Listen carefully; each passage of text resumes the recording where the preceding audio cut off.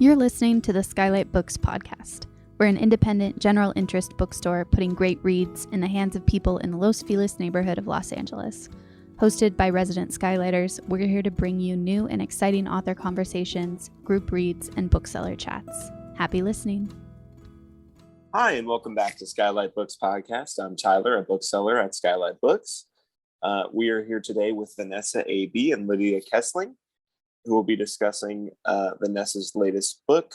Vanessa A.B. is a consumer protection lawyer and essayist born in Cameroon. She grew up in France, England, and the United States. Vanessa holds an undergraduate degree from the University of Nevada and a law degree from Harvard. She lives in Washington, D.C. Lydia Kiesling is the author of The Golden State, a 2018 National Book Foundation 535 honoree, and a finalist for the C.U. Cabell First Novelist Award. Her second novel, Mobility, will be published by Crooked Media Reads, in August 2023. Her essays and nonfiction have been published in outlets including the New York Times Magazine, the New Yorker Online, and The Cut. Vanessa, if you'd like to start us with a short reading, and then we'll have some deep conversation. Thank you for having me. Having cheekily entered the guard with Poitou-Charentes, I waltzed into the offices of the French consulate for my passport replacement appointment. While I have the attaché's undivided attention, I mentioned an oddity on my birth certificate. I had never noticed it before, but the document lists my biological mother as Florence and leaves the line for father blank. This is inaccurate, I tell him. I was adopted by parents of French citizenship, another mother and a father who loved me to the ends of the earth. But neither Suzanne nor Laurent is memorialized here.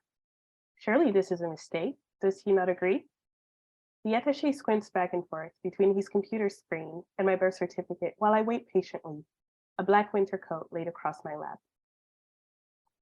I withhold what else I know, what I have known since that developmental phase when toddlers acquire self-awareness, realizing that they are of their parents, yet another person altogether, and that these recurring syllables form their own name, a means for the world to relate to them, but also a point of reference in which to anchor their identity.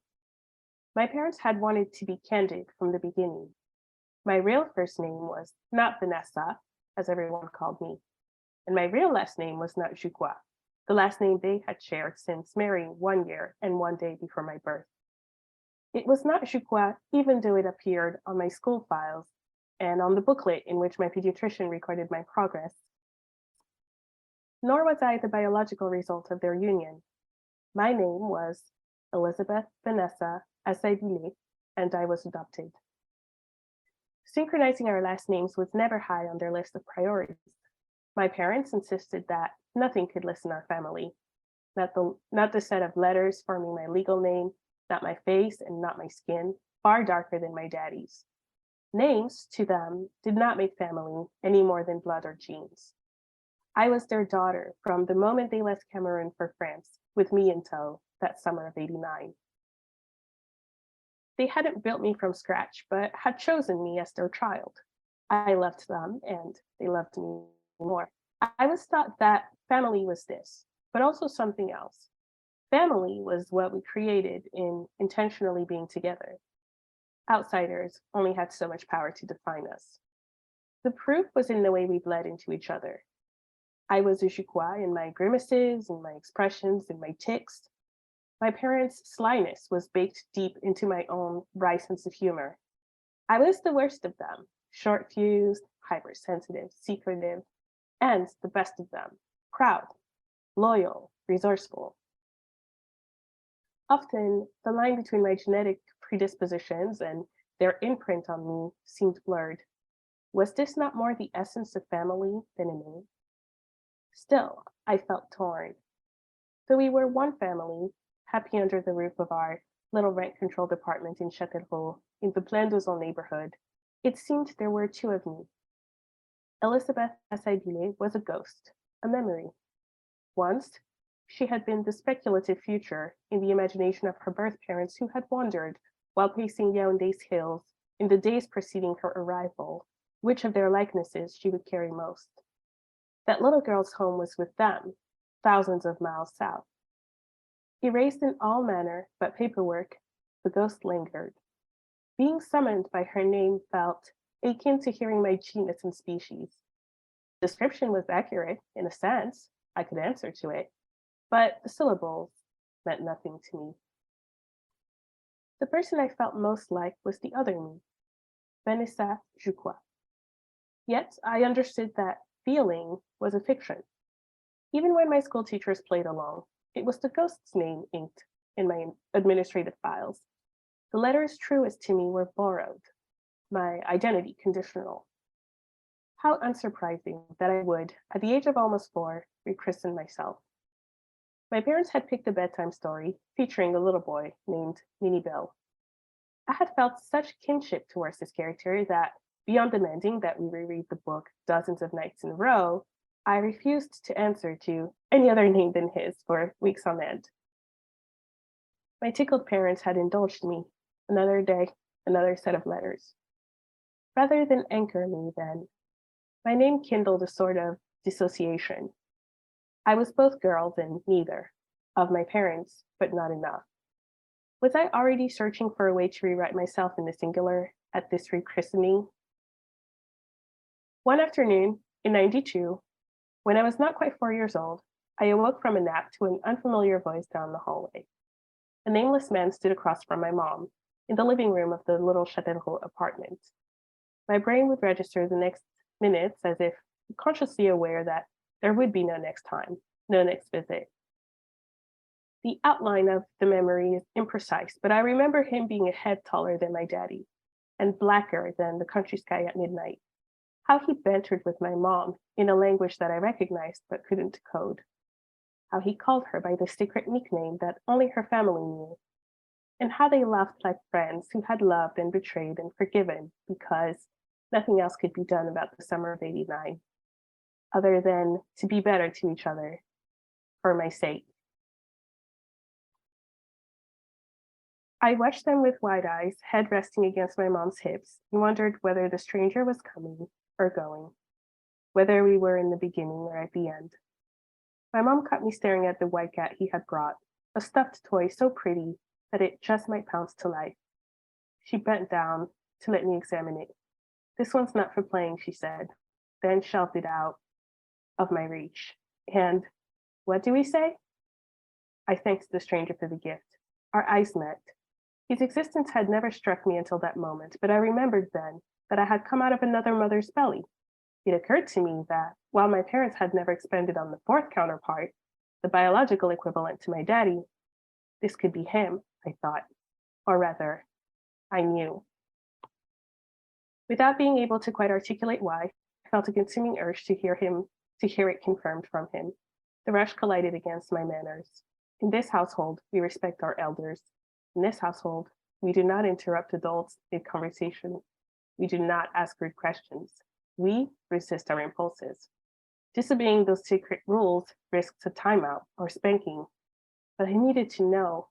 I had to know. I had to. No sooner had they paused than I blurted out, "Are you my daddy?" My mom gasped my name with slow, breathless horror. "Vanessa." Immediately, I wished to rewind time. The distinction between fathers and daddies is hard to parse, but I was old enough to understand that one word is distant and the other intimate. A man without a name to me couldn't be my daddy. It didn't seem right. I felt the weight of my mistake. Thankfully, my daddy was not home to witness this, but I was mortified at the possibility that he might hear about this and guessed correctly that, in asking my question, I hoped the stranger would say yes, that he was my daddy. To think that I betrayed my dearest parent for a stuffed white cat, it felt unforgivable, a shameful daughter. But the nameless stranger was not embarrassed. He simply chuckled. Then he was gone, train to Paris, flight to Yaoundé, leaving my question to hang in the little apartment, unanswered, and the ghost to roam unclaimed. Thank you for that reading, and thanks for speaking with me today about your beautiful book, which I just loved. I read it. My younger child had COVID for the last 8 days, and so we've all been somewhat confined to various parts of the house, and your book kept me company during that time. Oh. It was very special to me. Thank you so much for agreeing to chat with me, and thank you so much for reading and for the kind comments. And I'm sorry about your family getting COVID. Well, only she got it, so it actually it sort of it turned out as good as these things can be. So I guess I wanted to start. I loved recently you tweeted a little bit about like the journey to publication for this book, which I think was I was just sort of like looking at the response, and you can just feel how much people appreciate any transparency about the writing process, because it is so opaque, especially around, just like how nonfiction book proposals are come up with and sold. And so I wanted to ask you about that, because one thing that I was thinking so much when I was reading is how beautifully you structured the book, and how you were managing sort of different layers of theme and subjects and your own like autobiography throughout, and weaving them together so beautifully. And so I was surprised when I read in your Twitter thread that initially you had like, well, first of all, the Twitter thread revealed that all of this happened in a very short period of time, all things considered. So I'm like really amazed by your ability to manage multiple things at the same time, including like having a baby in a pandemic. But so you reveal in the thread that you had started out with I believe the phrase you used was anti-hillbilly elegy, which like, I'm sort of sad that the world definitely needs that also. But I wondered if you could just talk about what that was like, the sort of process of thinking you were going to be writing one thing and then having to kind of flip it, and how you thought about structure as you were putting this together. Mm-hmm. Well, I hope the book still has small elements of anti-hillbilly elegy in it. I've tried to credit institutions where I could for, some of my lucky breaks, for some of the help that my mom and I benefited from my whole childhood, and even in college, to the extent I got a state scholarship. I think these factors really impacted like outcomes for me. But I started out with a narrative that was more, A to Z. I was born in blah, blah, blah, and then, kind of moving chronologically. And I felt very hobbled. I felt like I couldn't say what I wanted to say about these different phases of my life, because the way the narrative was structured, a 5 to 7-year-old doesn't quite may not understand why she feels the way she feels, and like what cultural forces are affecting the way that she views her own place in the world, and her own, and how she feels about her skin and her body as a home. And so it was kind of that first draft was really painful. I felt good about the writing, but I wasn't sure I was really getting to say what I wanted to say. And I guess the idea was that, I'm going to tell these anecdotes, and then the payoff will come towards the end of the book. Well, I will reveal to you why on earth I would mention this tiny thing that happened to me when I was 3 years old at the grocery store. And about 36,000 words in, when I thought we were getting pretty close to a book proposal, I got this email from my agent, who all credit to him is a master of the sandwich method. So Vanessa, this is great writing. I love it. Couple of questions. What are you trying to say? And I was like, oh boy. Oh no. Like, if my agent, who, mind you, has edited these 36,000 words many times, has no clue what I'm trying to say, then I'm in trouble. So I had to rethink the structure. I then then pitched my agent on a book of essays that would be themed around the idea of home, which is something that I think about a lot. A really on the nose move. Like, my first job out of law school was at the U.S. Department of Housing and Urban Development. Like, I I was knocking on doors with Democratic Socialists of America for an anti-eviction campaign for several months in DC. I genuinely was very preoccupied with ideas of home and making sure people felt safe, and what things do make people feel safe, and what things can threaten that safety, and can home be broader than the places where we live? Can it be in our own names, our own bodies? And so I proposed essays that I felt would kind of free me to comment on various things. So that's where the structure came in.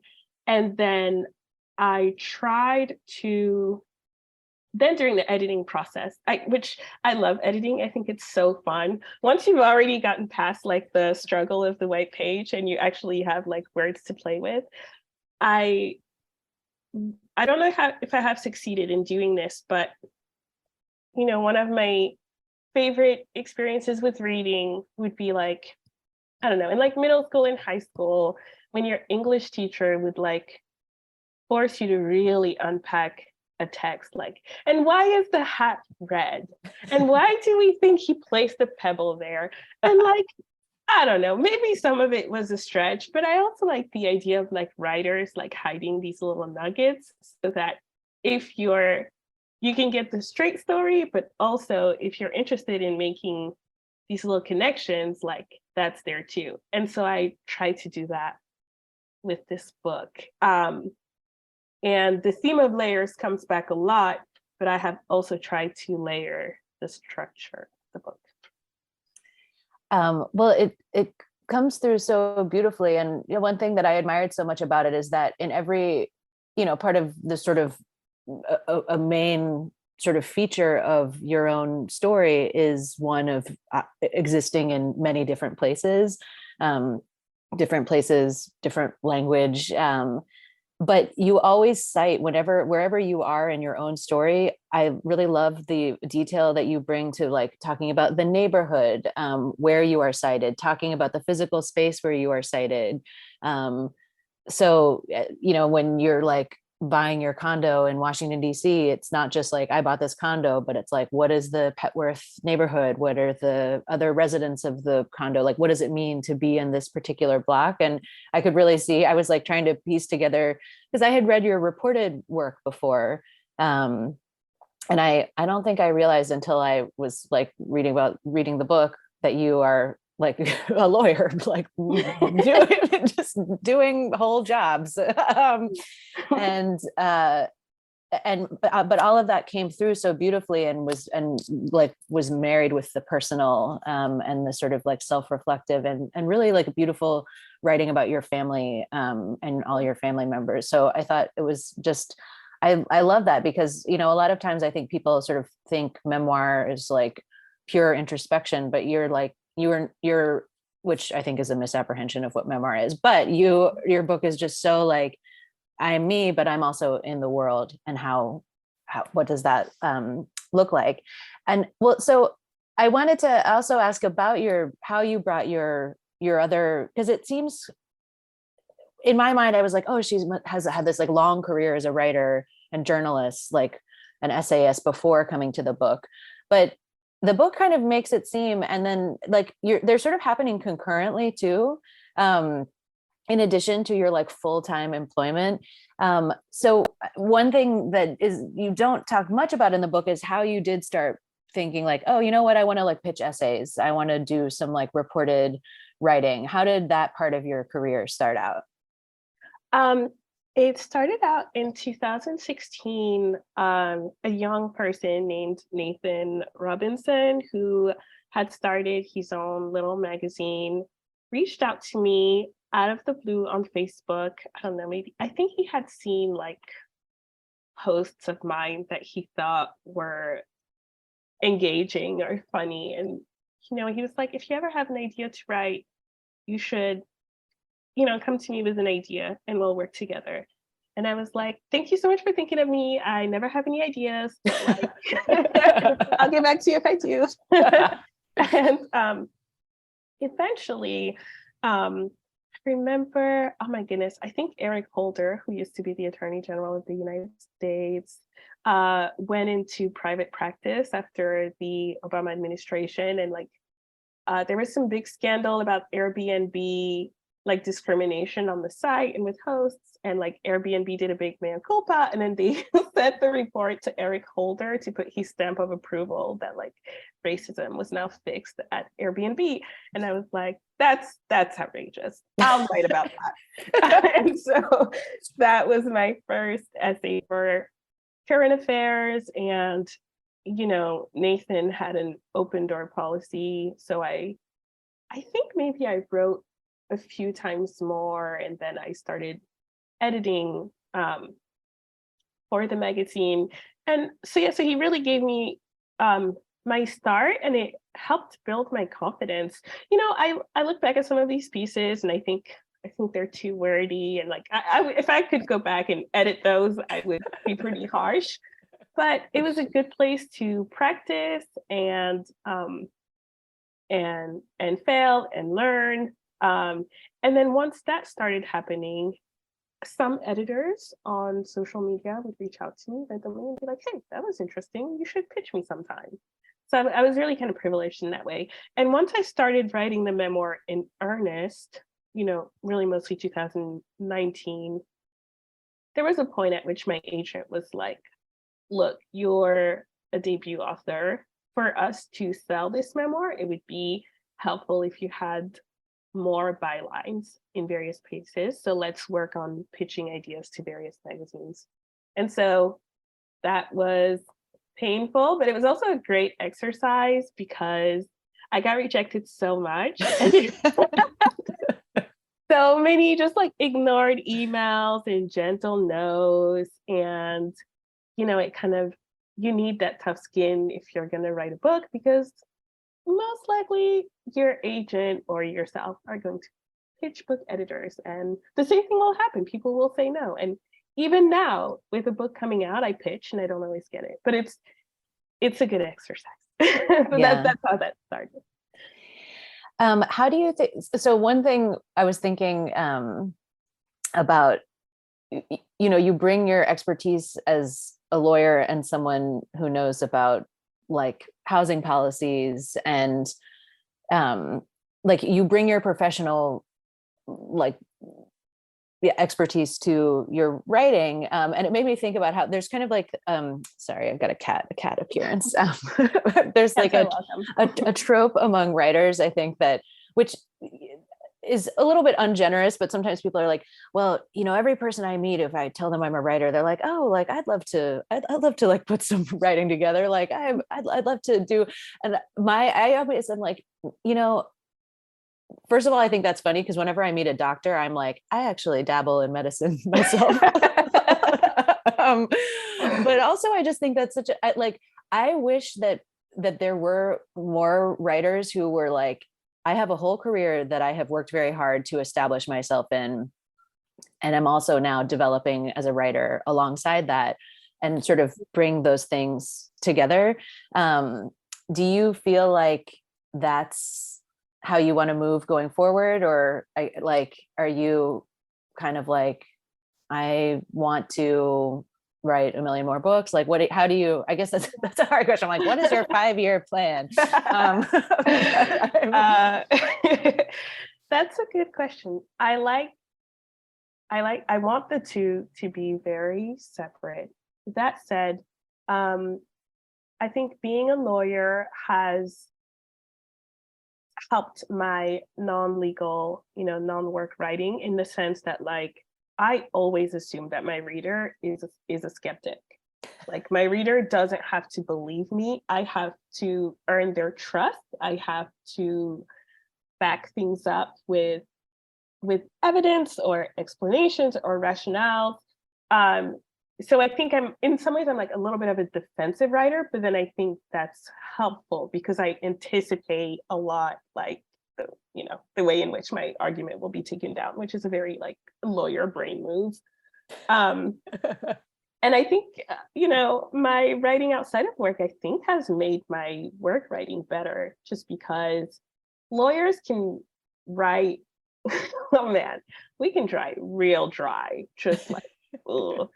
knowing that like the other side probably has to read it and the judge probably has to read it, or at least make their clerk read it. So like you don't have a strong incentive to like make a narrative compelling, but you can't assume that in other kind of writing. You have to set up stakes, you have to create scenes, because otherwise people will just put the thing down. Yeah. So I think I now bring that into my work, but I'd like to keep the two separate. It's interesting. I think of my work as a lawyer, like I know some very ambitious lawyers, and they should be, and like bless them. Like I hope you get to argue in the Supreme Court. That is not me. I think of myself as a foot soldier. I have like no aspirations of management. Like I like the job I'm doing. Like hopefully I can make the world, I want my work to be like morally neutral or good, right? Like those are my goals. Whereas with my writing, I think it's where I actually channel, like I want to write more books, not memoirs. I never want to write another memoir. I'm done. I've said everything I needed to say. But I'd love to get into fiction and at least try my hand at it. There's so much bad fiction out there, and who knows? Like I might end up in the pile of bad fiction, but I'd like to try. I seriously doubt that. It's such all the ways that and you're describing people that but like your way of presenting people who are so familiar to you as characters, that it takes like such talent and sensitivity to be able to do that to people who don't know who you're talking about. So I'm sure you would bring the same finesse to fictional people. Hearing that from a novelist, I will treasure these words. Well, and I was thinking also how so part of the story, like you were kind of living and like you were having to live life and write the story of your life at the same time, because the book and life like converge at the end of the book. So I'm like assuming after you had sold it and are like now, on the deadline to complete the book, and you're like, and I'm pregnant and it's a pandemic and I am now traveling to Cameroon and like having this very sort of emotional like reunion. How did you like, so, I'm sure you're talking to all your family members like that you're also writing this book. Like how did you approach sort of the fact that you're not talking about the very distant past, like you are in some respects, but you're also talking about like life that is ongoing? And how did you approach that with your family members, some of whom are people you haven't not spoken to for a long time? Yeah, so I will say that life really only collided with the last essay, which starts out in July 2022. So I was on a real tight deadline. Sorry, 2021. So July 2021. Oh my goodness. Everything else happened in 2019 or earlier. So even with the second to last essay, I had a little bit of time to chew on things and reflect, which is my preferred mode of writing. I was really nervous about the last essay, because I just thought like, I just really don't write that fast. Like some of these other essays took me a couple of years to figure out.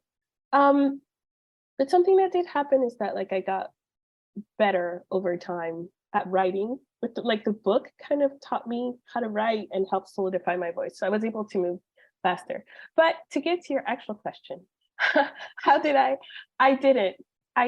My dad, my grandma, my stepmom in France, they know I'm writing the book. They're so excited about it. But we haven't sold French rights. So they're not going to read it for a long time, and my grandma might never get to read it. And so like I wasn't I just kind of let it be, they would say, how's the book going? I said, it's going well. Thank you so much for asking. My family in Cameroon, who I saw last summer and who are the subject of much of the last chapter, on my mom's side, They know about the book. They're excited about it. They're also French speakers, so they're not going to get to read it unless it both comes out in French and is made available in Cameroon, in Africa, where they live. And on my father's side, I actually didn't tell them that I was writing the book. I think some are kind of aware from social media, but they haven't asked. So that's perfect. Oh, and I should add, oh my gosh, and I think that the person who is probably the most sensitive about the book is my mom, who does read and speak English. She is a very private person, and she has said right now her stance is that she's not going to read the book. I think it just feels too funny. I just hope I did her justice. You know, she had such she's a fiery personality, and I wanted to capture that, but also while being, you know, I also wanted to be like, but I love this person. Like, I love her so much. And so I wanted to be really careful, and I hope that if she does read it, that she'll be proud of the way I've portrayed her and not embarrassed. We'll see. Well, I mean, I think no one can ever know how a mother will react to anything, but from my perspective reading, I thought it was such a like beautiful portrayal, and because I think it's very easy to sort of like writing about family to, I don't know, there are so many things that happen and so many like journeys that you sort of make together. But throughout it all, like you make her like such a beautiful, constant presence in your life, and like a forceful presence, and like so I don't know. I think it's such a wonderful portrayal, but it's funny that I'm going back to like your previous answer about like writing as a lawyer from like a defensive posture. That is also, I think, like what writers who spend time on social media like also have. Yes. there is definitely that. And one thing I found so like illuminating and like really cool about the book is that you talk about your own sort of like political journey. Because I think the reason that I like followed you on social media was because of your tweets about politics and like socialism, and that's how that's like the sort of sphere that I became aware of your writing from. And then I'm reading the book and I'm like, wait, so she's at Harvard Law School. I'm like, and there's like the Federalists, and like I was like, you're well, like, is that the same Federalist Society that oh yeah, that's the one. and then there's like a roommate, and like all the I love the way you talk about your like, because you're I think it's true of every single person, like our political sort of journeys are also like our social journeys. So it's like how you're navigating your family and social life, who are the people around you, what are the like mores that, and you say this, I will like butcher how you actually put this, but something about like you just sort of pick up who's the social mores of like who's around you, and you just hope that they're not too shitty, because that's like what you're gonna have and who you'll be, and until you see, you know, other things. How did it feel to write about that and to like kind of excavate your own sort of like how you moved through different ideas about like government and society?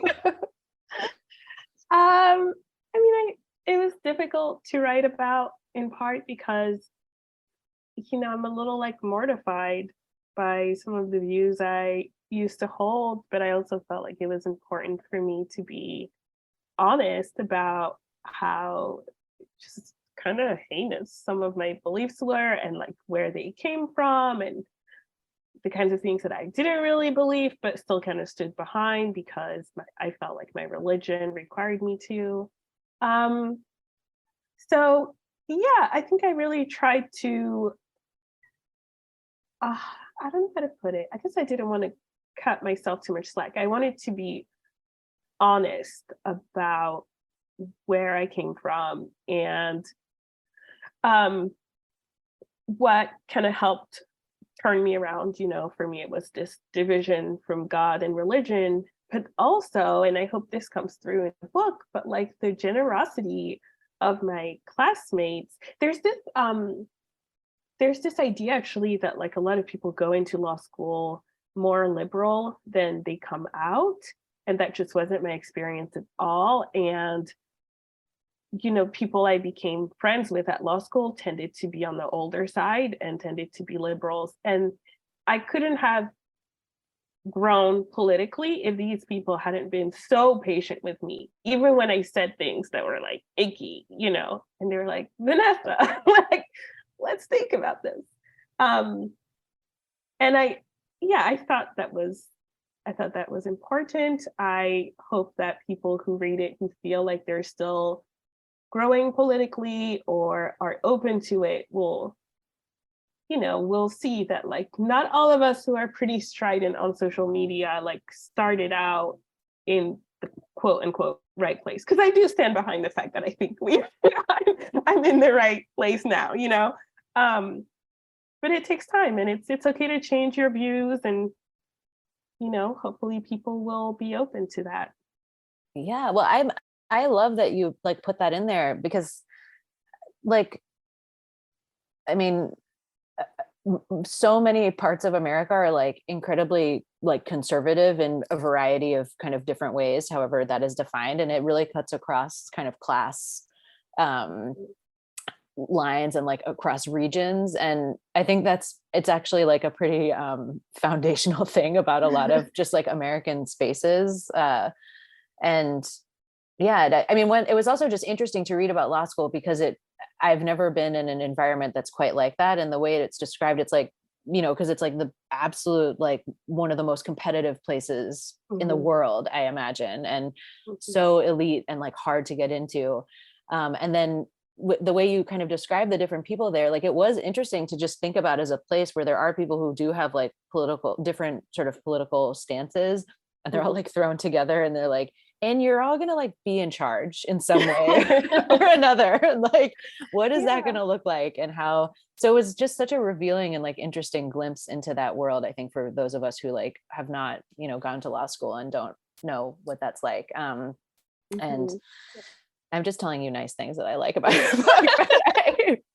It's like the sandwich method minus all the bad parts. I love it. There's no part. I know we have to, they're probably going to like give us the boot soon, but I like thinking it's interesting to hear you talk about it as essays, because now when I think about it, I'm like, oh yeah, they do, like everything can stand alone, but it's so like each one like calls back so beautifully to like the preceding ones that it is, that's not how my brain was sort of like receiving it as I read through. And to be clear, it is a memoir. My editor would be very delete this part of the podcast.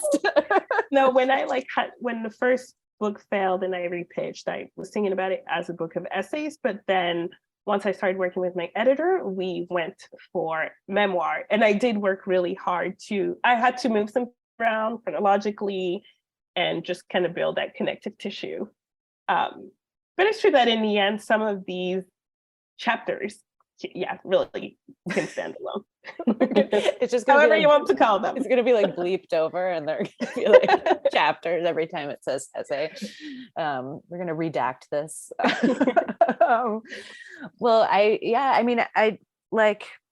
just love the book so much. I mean, obviously you have like a very sort of singular experience and like lots of different places that you've lived, but I grew up like in the foreign service family, so we moved around a lot, and of course, like obviously like the individual experiences are incredibly different, but I think there's so many people who for whatever reason have an experience of living in different places and like changing their context, and then only after you're well into adulthood, often I think when you are sort of thinking about like, how am I going to make my own family? What is my like adult life going to look like? Then you're like, oh wait, what happened back there? Like, what was that? And I think this will speak to so many people, both in the singularity and specificity of it, but then also like this sort of universal things about thinking about home and family that everybody has. So I just like congratulate you so much on like telling your story so beautifully. And I can't wait to read any other books that you write. Thank you so much. I really appreciate that. I do hope the book will resonate with people from very different backgrounds and experiences. That is the best that could happen. But thank you for reading it so generously. It means a lot. It was truly, truly my pleasure. Hi, Tyler. Or are we supposed to not acknowledge you? Oh, you can. That's totally cool. I felt like a good place where everyone was wrapping up, so I figured I'd pop back in and just thank you both so much for such a lovely conversation, Lydia and Vanessa. Absolutely wonderful to get to sit and listen in on. I was just going to say, if you want to find Vanessa's book, Homebound, it'll be at our 1818 Vermont Avenue location in Los Angeles at SKYLIT Books. And I just want to also offer a thank you to all the listeners for spending the time with us. Much appreciated. Thank you, SKYLIT Books. Thank you, Lydia. Thank you, Vanessa. Congratulations. Oh, and it's almost your birthday, I saw on Twitter, I think. It is. The book comes out on my birthday. So listeners, if you want to, that is the ultimate birthday gift. All right. Well, thanks again. Thank you so much. And everyone have a great day. Bye-bye. Bye. Thank you. Thank you for listening to the SKYLIT Books podcast series. Please don't forget to visit our website at skylitebooks.com and make sure to follow us on Twitter and Instagram. Also, don't forget to subscribe to this podcast for more author talks and bookseller conversations. You can find us on Podbean, iTunes, and Spotify.